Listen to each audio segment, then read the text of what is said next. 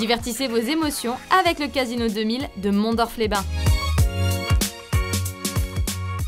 Bonjour à toutes et à tous, c'est un plaisir de vous retrouver pour ouvrir avec vous une nouvelle boîte à malice dans laquelle vous découvrirez une maison volante installée dans l'église des Trinitaires à Metz. Au programme également, un focus sur Passage Transfestival dont le coup d'envoi a été donné, un festival qui nous réserve une programmation singulière placée sous le signe de l'Italie. Tout cela sans oublier nos coups de cœur et notre clip de la semaine. Mais tout de suite, je vous propose de retrouver le compositeur de musique contemporaine Florent Caron d'Arras, actuellement en résidence à la Cité musicale Metz. Je vous propose d'en savoir plus sur celui qui a fait du vivant sa source d'inspiration musicale. Bienvenue.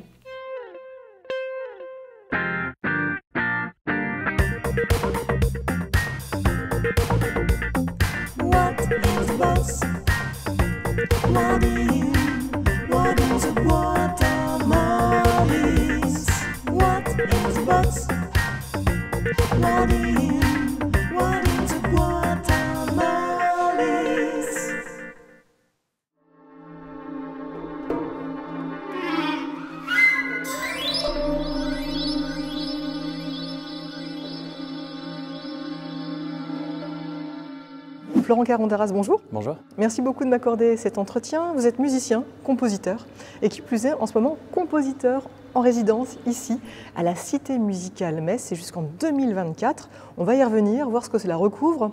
Avant ça, j'avais envie de revenir quand même sur votre parcours, puisque vous êtes né au Japon, et j'ai la sensation que ce pays a une importance particulière pour vous. Qu'est-ce qui représente ce pays? Et puis aussi, votre musique, elle en est quand même empreinte? Alors, je suis né au Japon, mais j'y ai pas vraiment vécu. Oui. Je suis parti assez tôt. Et quand je faisais des études de percussion au Conservatoire d'Angers, j'ai remarqué que je jouais beaucoup de pièces de compositeurs japonais. C'est l'inconscient qui frappe fort à ce moment-là? Non, mais par contre, je me pose une question. J'aime ces musiques-là. Et donc, je commence à faire le lien avec cette culture qui ne s'est pas fait par la culture populaire. Et donc, j'ai décidé d'enquêter, de m'inscrire en master recherche à la Sorbonne et de faire un travail de recherche sur la musique contemporaine japonaise. Et ça a certainement laisser des marques dans mon imaginaire, même si j'essaye d'éviter parfois la référence un petit peu trop immédiate à ce genre de choses, aux musiques traditionnelles par exemple. C'est quand même des musiques que je connais bien. J'ai aussi une pratique d'ethnomusicologie avec la musique géorgienne, avec un ethnomusicologue qui s'appelle Simra Arom. Donc c'est en fait vers les cultures du monde de tradition orale que je me tourne souvent aussi, aussi pour le plaisir de l'écoute et même l'admiration de certains systèmes très complexes ou très ingénieux qui se transmettent autrement que par l'écrit. Vous avez évoqué vos études à Angers, oui. Au conservatoire. Vous avez étudié le chant grégorien notamment aussi, oui. Les percussions. Quels souvenirs vous en gardez? Il y avait en effet le chant, comme vous l'avez rappelé, chant sacré, ce qui n'est pas anodin en fait quand on est un jeune collégien d'avoir cette formation-là. C'était 11 heures par semaine de musique dans une école maîtrisienne. Et en effet, la spécificité, c'est qu'il y avait 1 heure de chant grégorien, donc de solfège en fait, pour la lecture et l'écriture des neumes, qui est un système ancien de notation, qui ne comprenait pas ou peu d'indications rythmiques sur le temps. Et c'était une autre manière de noter la musique avec des inflexions, avec des notes carrées, qui avaient des formes de dessin qui représentaient l'inflexion de la voix dans le temps. Et certains endroits où on avait la notion de respiration qui était liée au texte aussi, des indications de respiration. Et à côté, j'ai étudié les percussions classiques, la batterie, le solfège classique. Et donc, c'est bien plus tard, par la composition aussi, que j'ai commencé à comprendre un peu quel lien pouvait se faire entre ces différentes pratiques. Est-ce que c'est cela aussi qui fait que vous avez eu très vite un goût pour la recherche finalement? Parce que là, quand vous parlez des neumes, etc., il y a un côté comme ça, à la fois mathématique, on décortique, on analyse, et ça, on sent que c'est très fort chez vous là. Je ne me l'étais jamais représenté comme ça, mais c'est possible. En tout cas, c'est vrai que c'était un peu un champ un peu énigmatique déjà à 12 ans d'être confronté à ça. Oui. Et de savoir que c'est aussi exceptionnel, j'en étais tout à fait conscient. Mais par contre, je ne savais pas du tout ce que ça m'apporterait plus tard. Je savais que je voulais être musicien, je commençais à vouloir être compositeur, mais je ne savais pas si j'y arriverais, si ça serait un jour réalisé, et puis si ce que je faisais à ce moment-là ferait sens plus tard.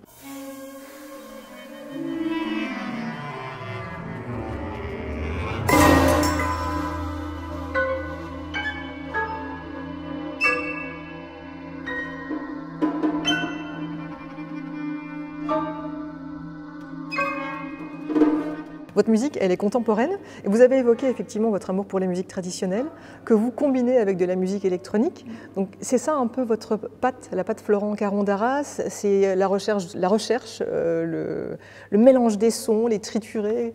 Ah oui, alors le travail du compositeur, c'est en effet de triturer les sons, les mélanger, les chercher, chercher à les inventer, à les produire sur des instruments qui n'ont parfois pas été conçus pour produire ces sons-là en particulier.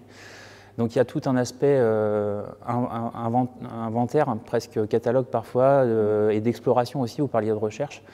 Mais en fait, l'essentiel de mon travail, c'est de les organiser dans le temps et dans l'espace. Et donc c'est en fait cette organisation qui est pour moi vraiment le sens de la musique écrite, c'est-à-dire de créer des formes, des structures qui donnent du sens. En fait, les derniers sons de la pièce vont pouvoir donner du sens au premier. C'est une musique qui se comprend vraiment dans le temps. Et pour la question de manipuler différentes influences, j'ai en effet ce champ des musiques traditionnelles, la musique électronique, mais aussi un petit peu, et même pour une part assez conséquente, la question du vivant et du paysage. En fait, je suis assez fasciné par la diversité du monde vivant. Et en fait, j'ai aussi engagé des recherches un peu plus théoriques sur cet aspect-là, sur ce champ-là, pour aller au plus près de la vérification de mes sensations, comment je pouvais les transcrire dans le domaine musical.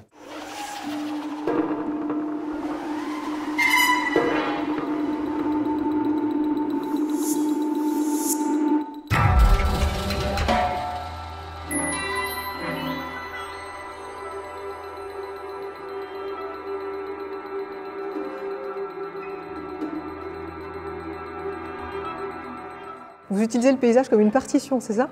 Oui, alors dans ma dernière pièce qui s'appelle Transfert, que j'ai réalisée à l'IRCAM et qu'on a donnée ici en concert, j'ai travaillé sur des paysages que j'ai captés en 3 dimensions avec un micro spécial qui s'appelle un micro ambisonique.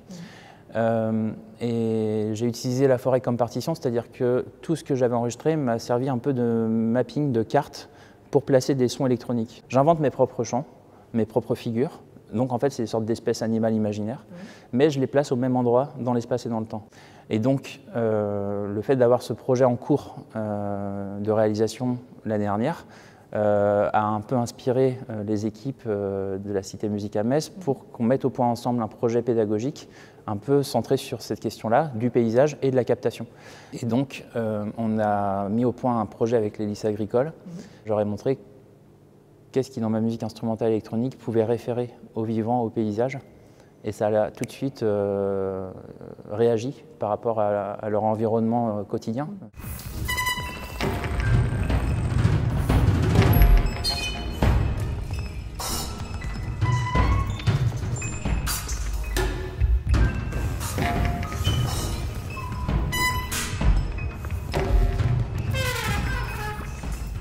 Outre l'aspect masterclass, le travail que vous faites justement avec les lycéens du lycée agricole, quelles sont vos missions ici en tant que résident à la Cité Musicale Metz? Qu'est-ce que vous faites au quotidien? Alors ça s'articule essentiellement autour de commandes de nouvelles pièces pour l'Orchestre national de Metz. Donc cette année, c'est dans le cadre des masterclass de direction Gabriel Piernet que David Rélan a mis au point afin de former des jeunes chefs à la direction d'orchestre. Et il s'était dit que ça pourrait être intéressant de leur mettre entre les mains une partition qui n'a jamais été jouée. Et donc ça, c'est aussi une de mes missions, c'est-à-dire de composer cette pièce, mais aussi d'être présent pendant cette semaine. Ça sera à la fin du mois d'avril.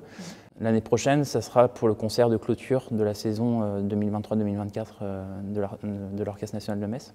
Et donc avec Michel Pardon, la directrice artistique de l'Arsenal, on construit une saison autour de mon travail, avec plusieurs rendez-vous dans l'année. Il y a eu en novembre l'ensemble Ars Nova qui est venu pendant les journées de la création. Il y a l'IRCAM et TM+, qui sont venus en février pour la pièce Transfert. Et le prochain rendez-vous, ça sera Sentinelle Nord avec l'Orchestre national de Metz, qui est une pièce pour 21 musiciens amplifiés et électroniques d'une vingtaine de minutes. Ça sera le 6 mai avec Roméo et Juliette. Peut-être, avant de conclure, un mot pour les téléspectateurs, parce que la musique que vous jouez, que vous composez, elle n'est pas forcément accessible. Je pense qu'il faut avoir parfois des codes de la musique contemporaine. Donc, pour convaincre les téléspectateurs, leur dire « venez, soyez curieux, n'ayez pas peur de ma musique », qu'est-ce que vous leur diriez? Alors moi, je ne pense pas que la musique contemporaine, en tout cas la musique telle que je la pense et que je la conçois, soit difficile d'accès. Mais j'ai un biais professionnel.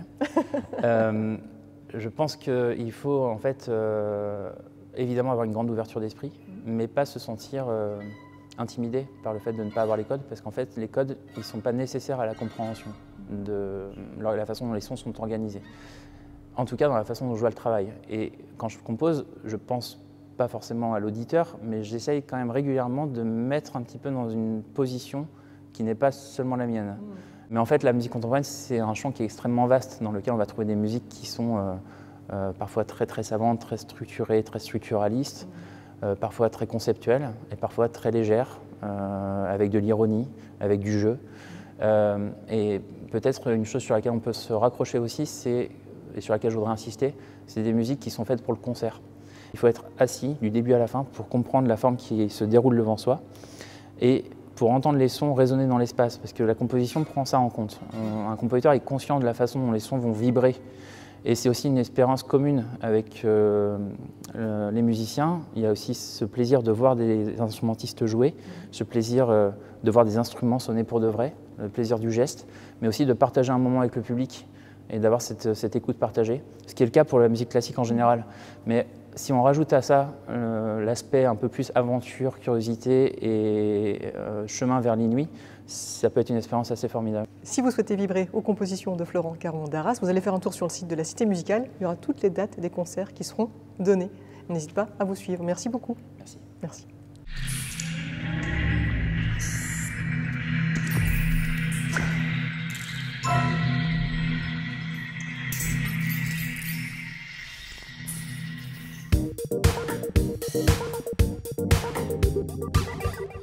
Dans notre boîte à idées, cette semaine, on retrouve une invitation à passer la frontière pour vous rendre à la Rocale à Esch-sur-Alzette. Vous pourrez en effet y écouter le duo prodige franco-américain Domi and J.D. Beck, dont tout le monde parle en ce moment dans le monde du jazz. Pour la petite histoire, la pianiste virtuose Domitil de Gall, alias Domi, a 23 ans. Elle est née à Metz et est diplômée du Conservatoire de Nancy. Rapidement, elle s'envole pour Los Angeles, poste des vidéos sur les réseaux et se fait remarquer par des musiciens de renom avant de rencontrer l'incroyable batteur texan de 19 ans, J.D. Beck, en 2018. Très vite, les deux ados se produisent en duo, font le buzz, notamment avec ce titre enregistré avec le rappeur Anderson .Paak. Écoutez.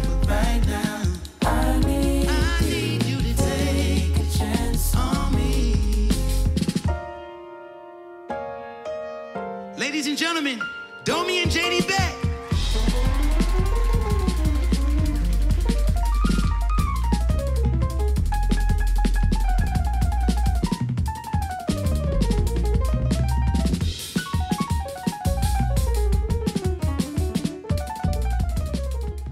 Domi and J.D. Beck qui insufflent un vent de fraîcheur avec leur jazz électro-hip-hop expérimental.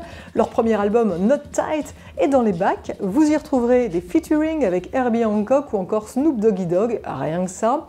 Et vous pourrez surtout découvrir ces titres en live en vous rendant à la Rocale à Esch-sur-Alzette jeudi 1er juin. Et dans notre boîte à idées, on retrouve également une invitation à pousser les portes de la galerie 125 à Argancy, d'autant plus qu'elle va accueillir les œuvres de l'artiste franco-suisse Thomas Vuil, alias Monsieur Chat. Monsieur Chat, connu comme le loup blanc dans le monde du street art, son chat jaune et souriant s'invite sur les façades du monde entier. Complètement intrigué par l'animal et son auteur, le réalisateur Chris Marker lui a même consacré le documentaire Chat perché en 2004, qui n'a fait qu'accroître sa popularité. Si vous souhaitez découvrir son travail, rendez-vous à la galerie 125 à Argancy du 2 mai au 11 juin, sachant que Monsieur Chat sera présent lors du vernissage le 5 mai. Il sera également l'invité de la boîte à malice très prochainement. Et je vous invite à présent à découvrir une drôle de maison qui est apparue dans l'église des Trinitaires à Metz, une maison volante, Flying House, tout droit sortie de l'imaginaire de l'artiste Jeanne Susplugas, qui la voit comme un lieu rassurant qui préserve nos rêves tout en les enfermant, enfouit nos peurs tout en les nourrissant, mais je vous propose de l'écouter afin d'en savoir plus.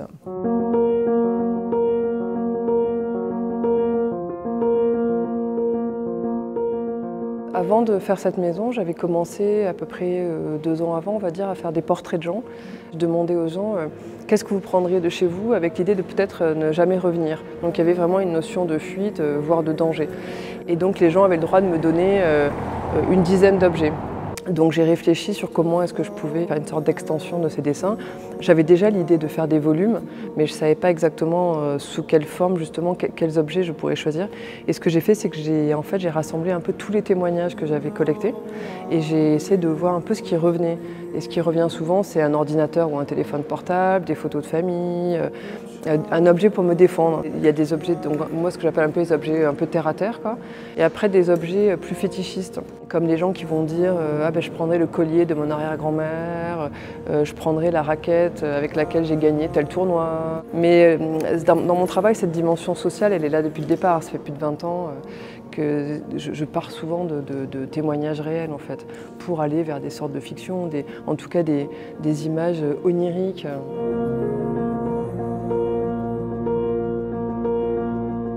Donc ici, on est quand même dans quelque chose de l'ordre du conte, hein. On a une maison qui est trop petite ou trop grande, on ne sait pas trop.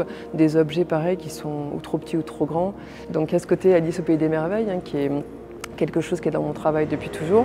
Et j'essaie toujours de garder une distance justement poétique, onirique ou en tout cas décalée.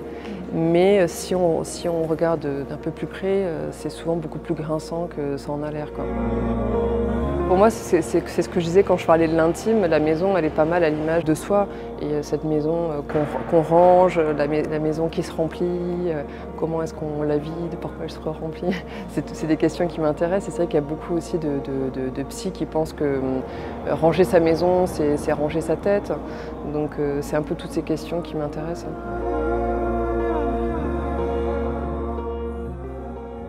Et cette maison qui nous protège, mais qui peut se retourner contre nous pour différentes raisons, a été produite par la Maréchalerie à Versailles en 2017. Depuis, elle voyage d'exposition en exposition, en France, à l'étranger, ce qui permet de la découvrir sous différents angles. Pour l'heure, c'est à l'église des Trinitaires à Metz qu'elle se dévoile jusqu'au 15 mai, une exposition proposée par la Galerie Messine des Jours de Lune. Et andiamo in Italia, ora! Partons pour l'Italie à présent, ce pays chaleureux que Passage Transfestival met à l'honneur cette année jusqu'au 21 mai. L'Italie et avec elle les artistes italiens qui viennent du monde entier, de Belgique, d'Allemagne, d'Argentine et de Lorraine. Petite présentation des festivités avec Benoît Bradel, directeur de Passage Transfestival.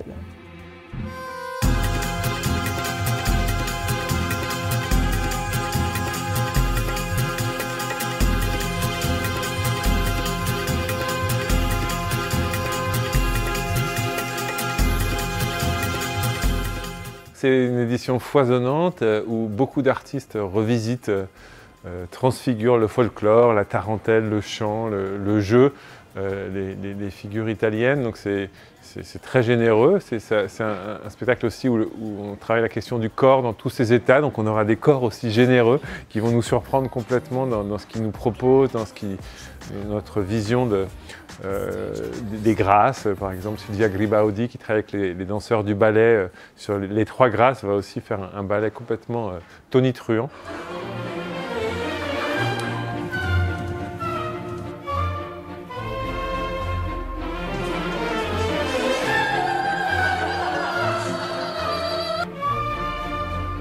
On a 3 grands week-ends, voilà, 5, 6, 7, 12, 13, 14 et le grand week-end de l'Ascension du 17 au 21. Donc avec l'idée vraiment de pouvoir proposer à chaque fois des voyages où les gens peuvent enchaîner plein de propositions à la fois sur notre QG, dans la chapelle des Templiers, à Saint-Pierre-aux-Nonains, dans les salles de l'Arsenal, ou à l'Opéra, ou au Centre Pompidou, ou dans la ville, aussi avec une mission Roosevelt qui nous emmènera en fauteuil roulant à travers la ville pendant 2 heures.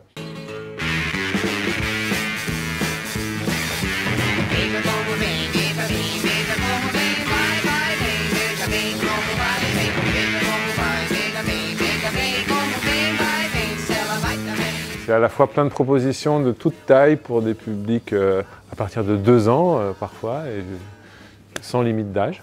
Toujours l'idée d'un art transdisciplinaire qui s'adresse à toutes les générations. Et justement, c'est vraiment l'idée du festival, c'est de pouvoir se retrouver ensemble avec des gens complètement différents d'âge, de culture, et de partager des moments saisissants, surprenants, d'artistes qui viennent remettre en question nos a priori sur le corps, sur la danse, voilà, on a un fantastique Hamlet, interprété que par des acteurs trisomiques 21, qui vient du Pérou et qui est une petite merveille, voilà, qui redonne plein d'espoir sur justement comment vivre avec toutes nos différences, toutes nos handicaps, qu'ils soient réels ou pas. Representaremos nuestra historia lo mejor que podamos.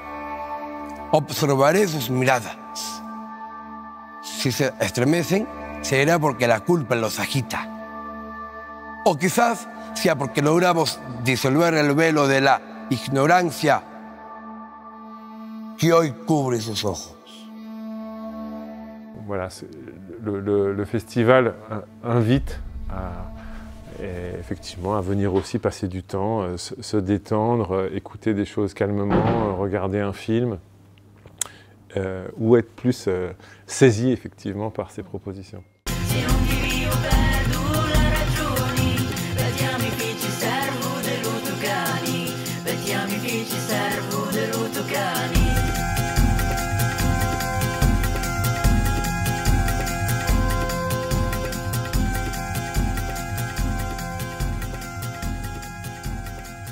Réservez vite vos places pour faire le plein d'émotions et d'Italie.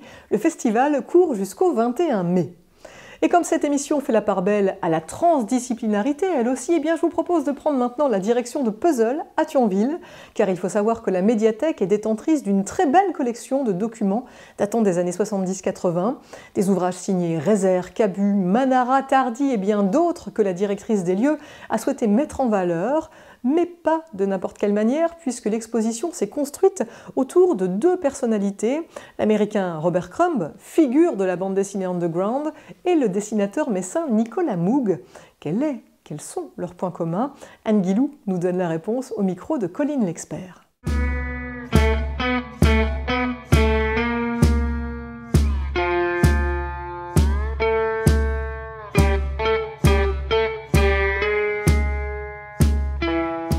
Robert Crumb travaille beaucoup l'autobiographie via la bande dessinée. Sa femme également, elle était pionnière du genre sur le plan courant féministe. Et puis Nicolas Moog a suivi aussi ce mouvement avec pas mal d'albums qui sont autobiographiques. Donc ça, c'est le premier axe. Et le second, c'est la musique. La musique, c'est vraiment un fil conducteur dans l'œuvre de Robert Crumb. Lui-même joue de la musique, fait partie d'un groupe, illustre des pochettes de vinyle, notamment Janis Joplin par exemple. Et Nicolas Moog également est musicien, puisqu'il a un groupe. Et ce soir, il n'est pas parmi nous, puisqu'il est en tournée.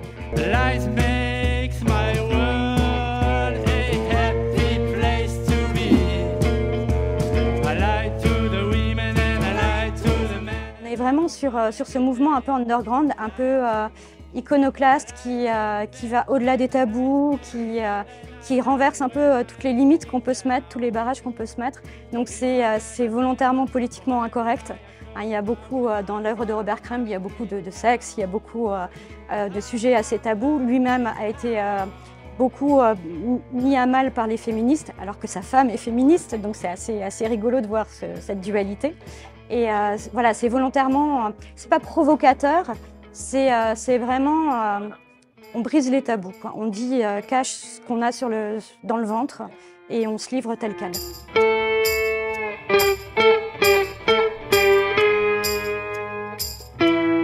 L'exposition de Crumb à Moog est à découvrir jusqu'au 13 mai à Puzzle à Thionville, histoire de découvrir des planches uniques et de faire le plein d'irrévérence. Et l'heure est déjà venue de nous quitter en musique, comme toujours, avec l'auteur, compositeur, interprète et contrebassiste Naudin. Naudin, dont le premier album Chant contre chant nous fait voyager dans le temps, dans les années 70 précisément, et avec elle dans le cinéma d'Audiard et de Melville. Naudin, que j'avais reçu, rappelez-vous, dans l'émission Zig d'ici, que je vous invite à revoir sur notre chaîne YouTube. En attendant, le musicien dévoile aujourd'hui un nouveau clip réalisé par son ami Christopher Christo. Comme toujours, le résultat est superbe. Ne vous reste plus qu'à embarquer pour un retour vers le passé. Allez, bye bye. Ce matin, j'ai ressorti mes vieux catalogues Manu France, mes numéros de Libé Collector pour m'imprégner de l'ambiance. J'en ai rêvé depuis ma plus tendre enfance. Je suis excité comme un môme de l'assistance qui pour la première fois part en vacances. Et si je reviens pas, donne cette cassette à notre descendance. Je ferai gaffe, la moindre erreur peut sur le présent être lourde de conséquences. Je serai pas né dans le bon corps, je me ferai opérer pour changer de genre. Pour que mon apparence et mon cerveau cohabitent, se mettent d'accord, mais Moi, mon problème est l'impression d'appartenir au passé. Ma seule solution, le voyage dans le temps pour pouvoir exister. Donc je pars là-bas où les smarts ne captent pas. Internet n'existe pas. Les gens sont visage nus et se prennent dans les bras. Là-bas, si j'ai plus de taf, je peux traverser la rue, j'en trouverai. Macron à l'Elysée en 73, bah peut-être qu'il serait dans le vrai. Là-bas, Apple n'est rien d'autre qu'une pomme pour les anglophones. Et si je suis en retard, j'enverrai pas de texto depuis mon téléphone. À l'agence, j'ai pris le séjour en fusée Paris Vintage. Plutôt que les 3 semaines sur la lune, pension complète dans un cottage. Enfant, j'aimais pas les pierrots ni les cabanes, mais les manèges. Et puis à la fin des locations, faut s'échiner à faire le ménage. Alors je monte dans ce grand wagon qui m'amènera à la vitesse du son, dans cette merveilleuse destination. Divertissez vos émotions avec le Casino 2000 de Mondorf-les-Bains.